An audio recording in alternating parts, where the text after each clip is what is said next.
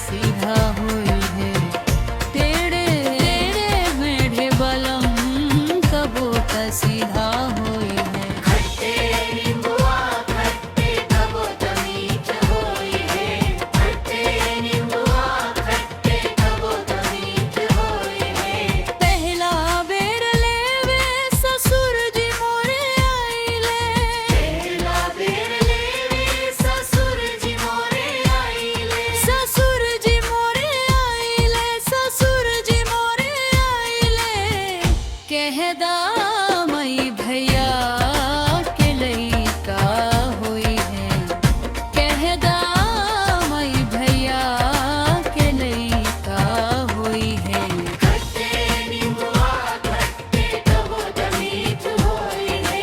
खट्टे नींबुआ खट्टे कबूत मीठ हुई है। तेरे में बलम कबूत सीधा हुई है। तेरे मेरे महन कबूत सीधा हुई है।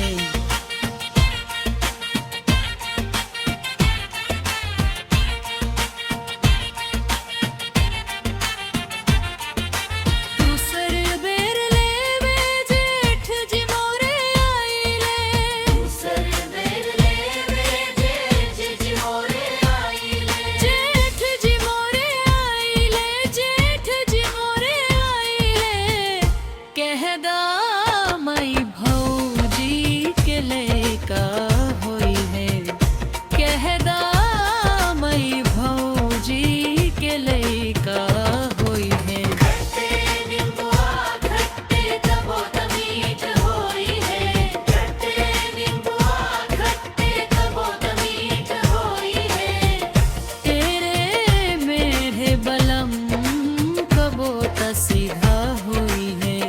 तेरे मेरे बलम कबूत सीधा हुई है। खट्टे नींबुआ खट्टे कबूत मीठ हुई है।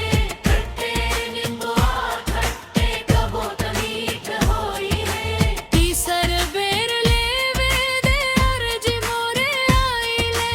तीसर बेर लेवे देवर जी मोरे आइले। कहदा मई बहिना के कागज होई है। कहदा मई बहिना के कागज होई है। खट्टे नींबुआ खट्टे कबूत मीठ हुई है। खट्टे नींबुआ खट्टे कबूत मीठ हुई है। तेरे मेरे बलम कबूत सीधा हुई है। तेरे मेरे बलम कबूत सीधा हुई है। चौथ बेर लेवे सजनवा मोरे आइले।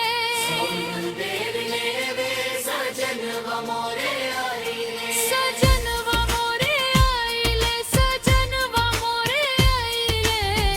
विदा कर दमाई नाही त गुस्सा